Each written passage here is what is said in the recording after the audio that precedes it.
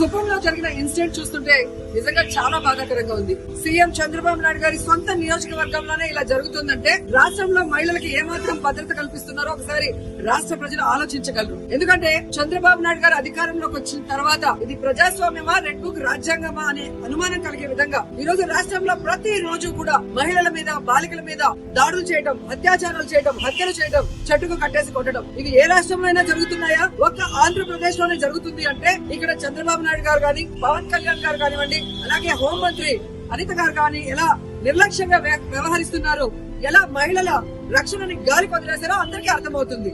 మాటలు మాత్రం ఇంత చెప్తారు. అధికారంలోకి వచ్చినప్పుడు ఏం చెప్పారండి? చంద్రబాబు నాయుడు అంటారు ఎవరైనా ఆడపిల్లల జోలికి వస్తే అదే వాళ్ళకి చివరి రోజు అవుతుంది అన్నారు. మరి మీ సొంత నియోజకవర్గంలో భర్త అప్పు చేశాడని భార్యని చెట్టు కట్టేసి కొడుతుంటే మరి మీరు ఏం చర్యలు చేపట్టారు?